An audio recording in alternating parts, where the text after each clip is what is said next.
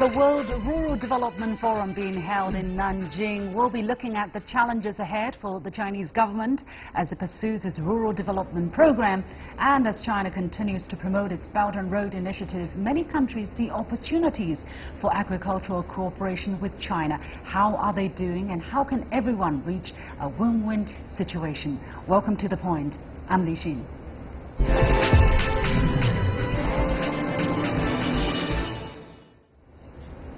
In his report to the opening session of the 19th National Congress, General Secretary of the CPC Central Committee, Xi Jinping, said that issues relating to agriculture, rural areas and rural population are fundamental to China, as they directly concern the country's stability and people's well-being. And in the coming year, China will pursue a rural vitalization strategy. Now, with a rural population of nearly 600 million, it is not hard to understand why the Chinese government has been putting their development issues at the center of its working agenda and carried out a list of reforms in rural areas. Now, according to the 2017 government work report, the number of people living in poverty in rural areas last year was reduced by 12.4 million, and more than 2.4 million of these people have been relocated. However, challenges remain as rural people's means of incomes are quite limited, and rural development is still facing great challenges. Now, as the World Rural Development Forum is being held in Nanjing in South China's Jiangsu province, we will discuss what the challenges are and how rural vitalization strategy will benefit rural areas and the rural population, as well as the rest of the Chinese population. Joining me today are Vincent Martin, the representative of the UN's Food and Agricultural Organization in China and the DPRK, and Jessica Jiang, co-founder of the Rural Culture Renewal Volunteers Association and the World Rural Development Committee. So welcome to the studio. Thank you very much for joining us today. Indeed, a very exciting time, I guess, for anybody who are connected to China's rural development. Professor Jiang, or Jessica, let me start with you. In his work report, right, General Secretary Xi said China will pursue a rural vitalization strategy. The first time he mentions this term. How significant is that for China's rural development? I have been listening to President Xi's report with great excitement with this new word. Rural vitalization strategy is different from the previous terms as about like securing food or providing a stable countryside environment, etc. It actually basically put, I think, in my opinion, it put the countryside or the rural development almost on a very high footing together with the urban development in China. We know actually China still have more than 600 million people in the rural countryside living there or moving between the rural and the urban areas. However, their living conditions and particularly their economic development and their education, cultural provisions are not so good, but still they represent the real China, because China is largely a rural country in our cultural identity. Most Chinese people still consider ourselves as farmers. We enjoy going to the countryside and still hoping our future life will be very peacefully together with nature and raising some chickens and so on. Now that in the previous times China needs modernization and so many people migrated from the rural area to the urban areas and to look for a new life. Yeah. However, if we in the future, according to President Xi, we could provide better infrastructure in the countryside, better opportunities, together with today's telecommunications, e-commerce, a lot of new talents and new possibilities, the rural countryside can be the place to have new industries, new possibilities, and people can live there without leaving. Indeed, very interesting. Mr. Martin, your impression, general impression about General Secretary Xi's vision for a vitalized Chinese countryside? Yeah, actually, I was really impressed by this program, that this vitalization of rural areas, and actually it fully resonates with a report that was published by FAO, which is a state and for food and agriculture for 2017, which actually put the emphasis on rural areas and which says that rural areas have been too long seen as poverty trap, while they could be key factors for economic growth. But what we need to unleash, we need to unlock the potential of this rural area. So this is exactly what we are talking now, and this is exactly the vision that was expressed by President Xi Jinping yesterday. Yeah.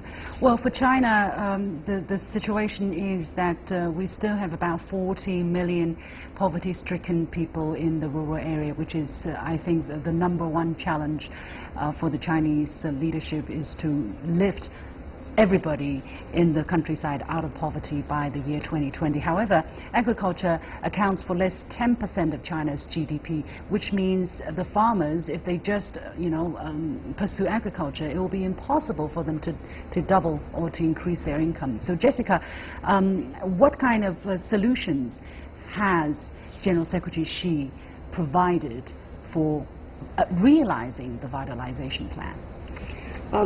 According to the report, and also together with many new documents just issued in the last few years from the Ministry of Agriculture and Ministry of Tourism, Ministry of Housing, and many other ministries, and also on different governments on the local areas. Basically, China is now encouraging people living in the countryside to do more jobs than just farming. And in order to do so, they need better health care and also better education in terms of vocational training, also capacity building, because most people in older times just know how to farm. They don't know anything else. They cannot use computer, they cannot understand e-commerce, they don't know how to even communicate well with the city people. Mm-hmm. But nowadays, more and more people like me are volunteers going into the countryside, helping the rural people to learn more skills. I think this is the possibility to lead them to new wealth. For example, I can tell you a figure. Actually, in the last few years, 3 years, about let me see, about 5.7 million people actually went back to the countryside to create new jobs. Many of them started tourism. In China, we have now altogether about 1.9 million households in the countryside running as tourism guest houses. Yeah, guest houses, and they earned a lot of money from that. And also diversifying their income sources. Yeah. Mr. Martin, from what Jessica was describing, do you think this would be a viable path to realizing what General Secretary Xi envisioned in his report, and drawing from the experiences you've had in other countries in Europe or in Africa? Are there any presidents that China can follow in doing that? Probably, but I would say that China has also set the example during the last decades, but by showing a very strong commitment to poverty reduction, to sustainable agricultural development, which has been put at the center of most of the policy documents, the primary policy documents of the country. So learning from others, of course, it's a possibility, but what we're trying to do in FAO is really to connect China with other countries, to exchange these experiences. China has a wealth of experience in poverty reduction, in rural development, and we want to share that with other countries so that we can all achieve the goal of eradicating hunger and poverty by 2030, so sustainable development goals, basically. Indeed. You were in China about a decade ago for the first time, and now you come back to China to take up the current job.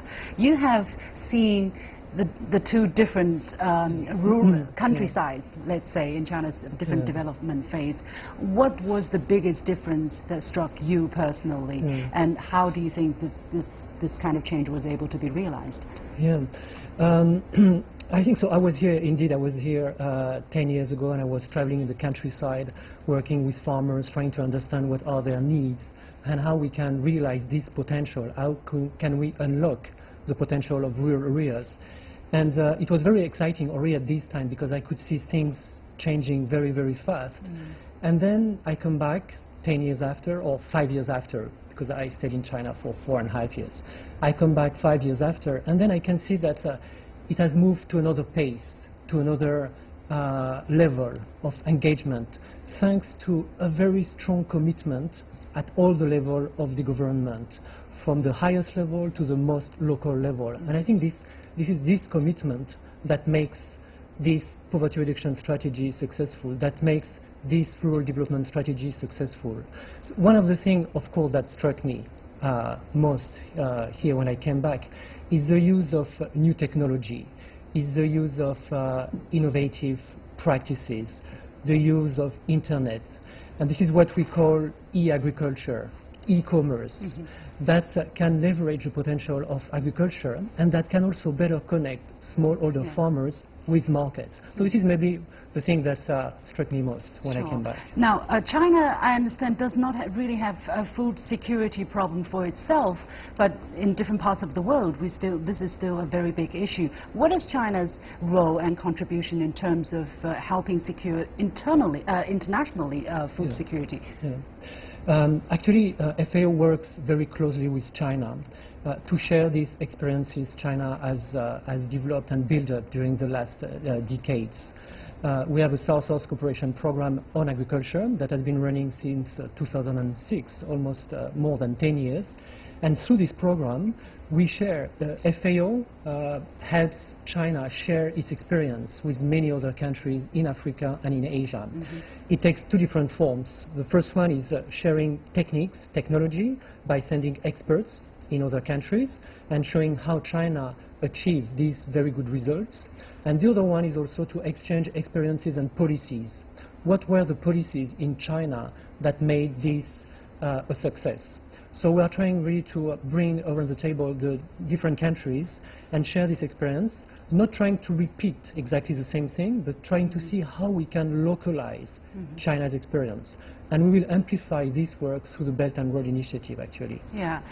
Jessica, from what Mr. Martin was saying, how do you think this kind of contribution can be enhanced when China really successfully vitalized its countryside by 2050, I think? I think one of the experiences we can share with many developing countries is that we don't only rely on capital.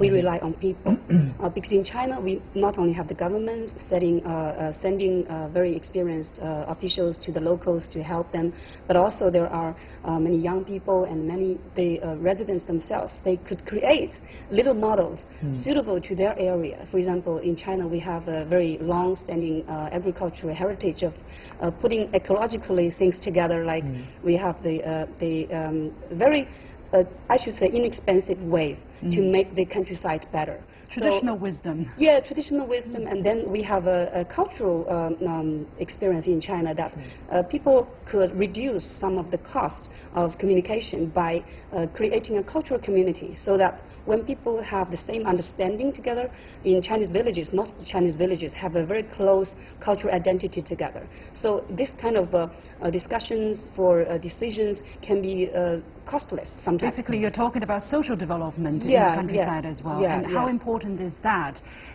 in General Secretary Xi's plan of not just a vitalized countryside, but also a beautiful countryside, right? He also mentioned this term. Yeah, if I could mention, actually there is a very interesting program which is called the Global Important Agriculture Heritage Systems. It's called GIHAS. And this is a program that was set up by FAO in 2002, but which China is a real promoter. Why? Because in China you've got so many of these beautiful sites, heritage sites, in agriculture based on tradition that needs to be preserved, that can produce food in a very sustainable way, and that can also fight against poverty if you use them properly. So there are a number of sites that have been designated here in China, and we are using this program to bring together tourism, sustainable agricultural practices, and together we can have a model that can help rural areas to generate more income and also reduce the flow of migration. Indeed, fascinating subject and a lot of things to talk about, I guess, but we have to leave it there. Many thanks, Vincent Martin, the representative of the UN's Food and Agriculture Organization in China and the DPRK, and Jessica Jiang, co-founder of the Rural Culture Renewal Volunteers Association and the World Rural Development Committee. And you have been watching The Point with me, Liu Xin. We'll take a short break and we'll come back and continue to talk about agriculture. Stay with us. How to make a transition from the quantity-oriented agriculture to quality-oriented farming. The second factor is how to reduce farmers and bridge the gap, bridge the disparity between cities and rural areas. And third is how to maintain the beautiful, friendly environment while booming the rural economy. Agriculture is hard work, and it doesn't pay very much. And so if you can find a better job and get more education in the cities, people leave. And I think that's true in China as well. China might, I think, feel that they might diversify their agriculture more to higher value fruits and vegetables that Chinese farmers can raise on a small scale and make a good amount of money on. About food security, food safety, and about how you kind of make sure both of those things are happening at the same time as you're preserving culture of the rural areas. In China, because so many the farmers lives in the countryside, and the agriculture's the social function is very important. Not only the production, but also the social functions. I think China leads the world in some aspects of agriculture technology, especially in hybrid rice and anti-pest cotton. And so just in this way, China can feed the 20% of world population with only 8% of farmland. One thing that the United States can learn from China is, particularly in regard to science and technological development, that especially in relation to the development of genetically modified crops, that slow is probably better. Given European restrictions and African restrictions on crops, this has often closed the market to us, and farmers and big seed companies are unhappy about it. But China, I think, has taken a more measured approach, wait and see, and it's ensured that it's going to have international trade contacts and leadership that, frankly, America is struggling with right now. America has been always very much interested in maximizing the production of agricultural products by any means necessary, and it is usually meant to promote large-scale production using lots of equipment and little labor. China, I think, has traditionally tried to promote a more harmonious form of rural development in which people are not necessarily to be pushed off the farms because of concerns for greater efficiency, but to try to create a balance in agriculture. China's agricultural history dates back 8,000 to 9,000 years. Then, in the Western Han Dynasty, the agricultural connectivity between ancient China and other countries was established as the Silk Roads across China and the Mediterranean region were built up. Through one of the world's oldest international trade routes, China's commodities like silk, tea and porcelain were sold to as far away as Central Asia and even European countries, and in exchange, carrots, grapes and walnut seeds, among other agricultural products, were brought by the camel teams back to China. Now, 2,000 years later, as China is restoring and upgrading the Silk Road with its Belt and Road Initiative, many countries see opportunities for agricultural cooperation with China. So how will the Belt and Road Initiative promote international agricultural cooperation, and how will farmers from different countries benefit from it? Joining me are Professor Wang Xiaobing from the China Center for Agricultural Policy at Peking University and Hernan Viola, Agro-Industrial Counselor from the Embassy of Argentina in China. Welcome to the show. Now, Professor Wang, let me come to you first. As China moves forward with its Belt and Road Initiative around the world, how is it affecting the agricultural cooperation and exchanges between China and the rest of the world? Yeah, as we know about from archaeological evidence, we know about there are only 5 areas in the world is independent domestic crops in the world. China is one of them, for the rice and the soybeans, and also during the later 15th centuries, and we so-called Columbia Exchange also bring back about the potatoes and maize from to the Europe that be promote about population growth and also for the improve about nutrition, and also during the later of the 1950s and the 60s also growing revolutions also provide about the improved seed to Asia and Mexico and Africa that's be secured about the food in the world. And currently about the global food market, the food secure has been improved about increase of productivity in the cooperation of R&D and also on the trade. Mr. Viola, what is your expectations from the Belt and Road Initiative in terms of agricultural production, and are the farmers in Argentina feeling it already? Absolutely. This initiative that President Xi Jinping launched in 2013 as a regional initiative, nowadays a global initiative, and Argentina is part of this initiative. And for us, it's a very good opportunity just to improve and reinforce our cooperation with China, especially in the agricultural sector. As you know, Argentina is a very important agriculture producer and exporter around the world. China is one of our major markets toward exportations. So there are several sectors that we can develop, and we are working. Professor Wang, it is interesting that China is such a huge country, and we actually produce also a lot of agricultural products. However, China is the world's #1 importer of agricultural goods. What is the reason behind that? Yeah, actually, it's right.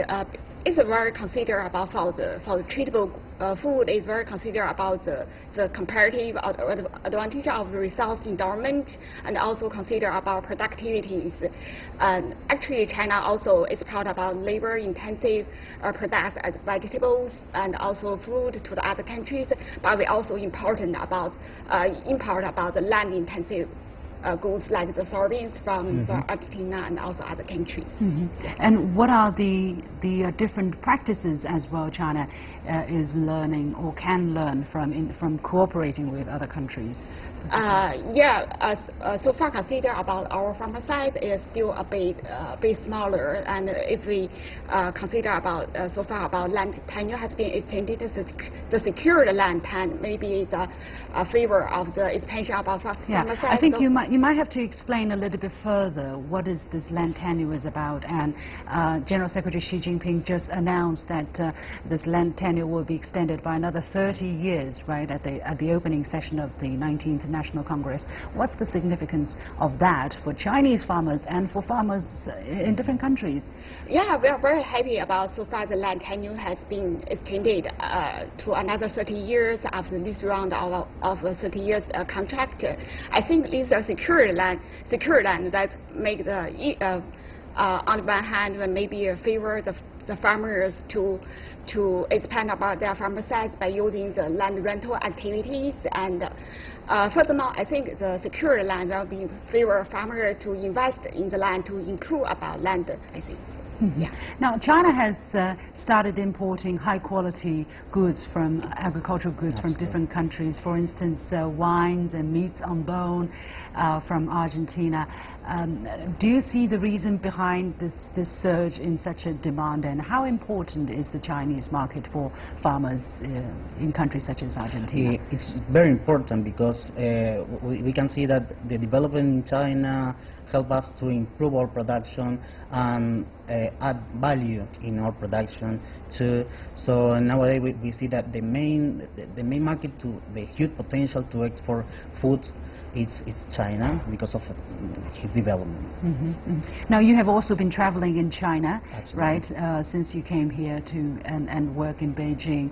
What is your observation of the Chinese countryside, the differences and the similarities with Argentine farms? Absolutely. I've been here for 5 years, so I could see during all this period there were a lot of changes in the rural area here in China. There were a lot of investment from the government to improve the rural conditions from the populations, and we know that we have a lot of things to learn and to exchange with the Chinese government because In Argentina, the main issue with the agricultural sector is not maybe the poverty, if not the young people stay in the farming and in the rural area.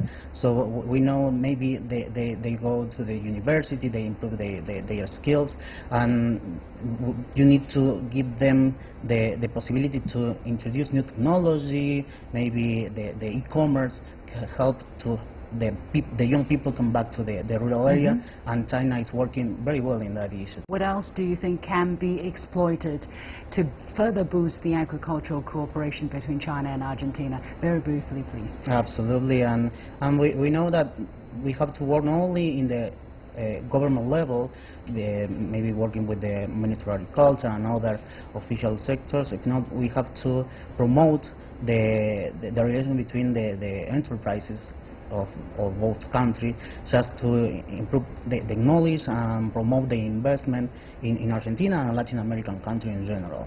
Okay, thank you very much. Our two guests, Professor Wang Xiaobing from Peking University and Henan Viola from the Embassy of Argentina in China. And that is it for this edition of The Point with me, Liu Xin. As always, follow me on Twitter or Facebook using the handle The Point with LX.